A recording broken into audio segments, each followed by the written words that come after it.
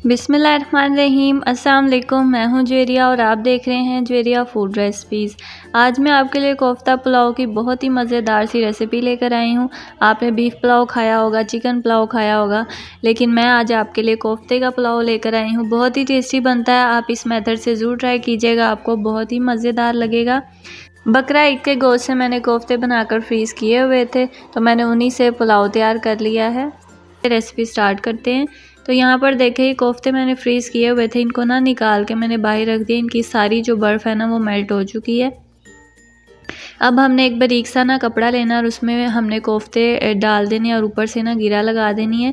मैंने टोटल 12 कोफ्ते लिए थे, आप अपनी मर्ज़ी से ले सकते हैं। और उसके बाद चूल्हे पर पानी बॉयल करने के लिए रख देना। उबलते हुए पानी में इनको 2 से 3 सेकंड डिप करना है, फिर निकाल लेना है।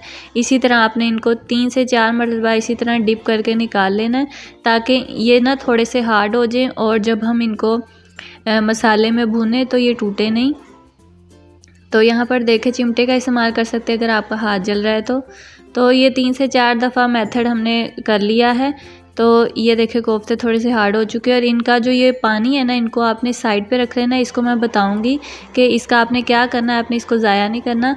उसके बाद कढ़ाई में हम डाल देंगे हाफ़ कप कुकिंग ऑयल और 2 अदद प्याज कटे हुए मीडियम साइज़ के। इनको ब्राउन होने तक हम कुक कर लेंगे। तो यहाँ पर देखिए हल्के हल्के से ब्राउन हो चुके। एक बड़ी इलायची मैंने लिया, वो इसको ऐड कर देंगे इसमें और इसको भूनने तक जो है ना वो हम कुक कर लेंगे।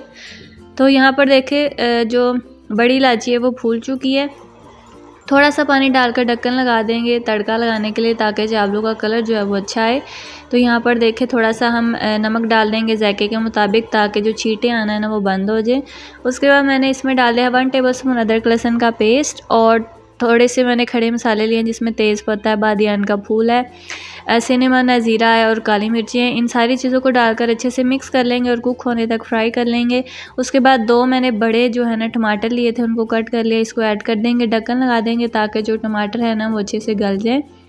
तो यहाँ पर देखिए टमाटर हमारे गल चुके हैं। मैंने थोड़ी सी यहाँ पर इमली ली थी, उसे पानी में भिगो के रखा हुआ था।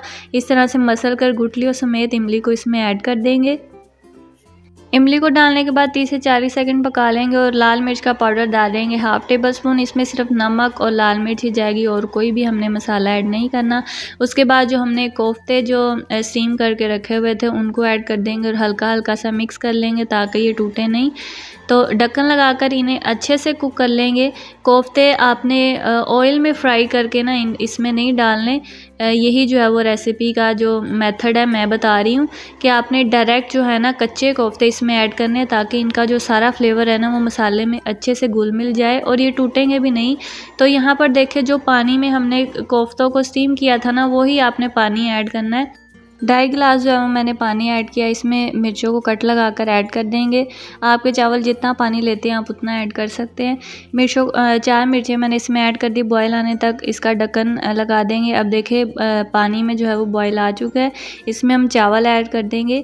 एक तरह से ये कोफ्तों की यखनी बन गई है, इसलिए हम इसे पुलाव बोल रहे हैं। तो यहाँ पर देखिए चावल डालकर अच्छे से मिक्स कर लेंगे और सारा पानी खुश्क होने तक इसको ढक देंगे। यहाँ पर देखें चावलों का पानी जो है ना खुश्क हो गया, थोड़ा बहुत है, चम्मच दबाने से ना थोड़ा सा पानी निकल रहा है। यहाँ पे आकर आपने इसको दम लगा देना है और चावल भी ना थोड़े थोड़े ज़्यादा कच्चे होने चाहिए। नीचे आपने तवा रख देना है और तेज़ चूल्हा जला देना है ताकि तवा गर्म हो जाए और नीचे से अच्छे से हीट मिल सके। तो 20 मिनट के लिए इनको दम लगाने के बाद मैंने इनको ओपन कर लिया और देखिए कितने खिले खिले से चावल अच्छे से बने हैं। मेरे सुपर कायनात के चावल थे। आपके चावल जितना पानी लेते हैं आप उतना यूज़ कीजिएगा।